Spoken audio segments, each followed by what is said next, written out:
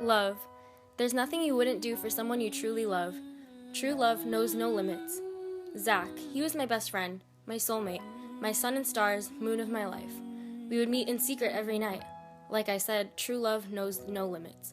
And because I was willing to do anything for him as he did for me, we went behind the back of the authorities, risking everything, just for the few minutes with each other. I knew that he was a Tophet, but it didn't stop me from falling in love with him. I knew that there was more to the world than what society had taught us, and Zach knew this too. And because of our curiosity and hunger for knowledge, we both ended up in the same place outside the walls that surrounded the society as we were both on our nightly walks. I always asked myself, how did he end up as a Tophet? There must have been some sort of miscalculation in his categorization test, as he was far from the useless, mindless beings that everyone came to know them to be. I learned many things from him. I learned that what I felt with him was love, but love doesn't exist here.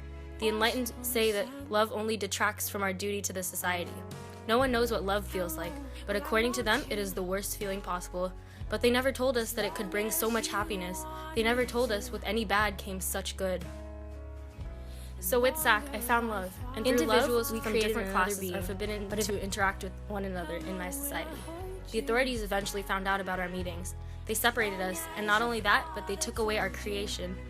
I know not what to call it, but Zach had taught me that our creation was a daughter.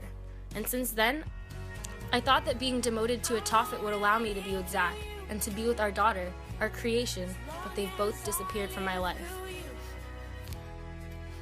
Aluna disobeying such a mighty sin, love, is one thing. However, in the eyes of the society, a Tophet who dares defile a deity must be rid of.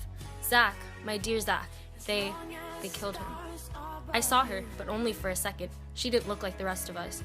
That's when I realized my mistake. That's why the Lunas only allowed us to mate with those in our own caste. My daughter was a defect. Only then I understood why the enlightened had prevented interactions between classes.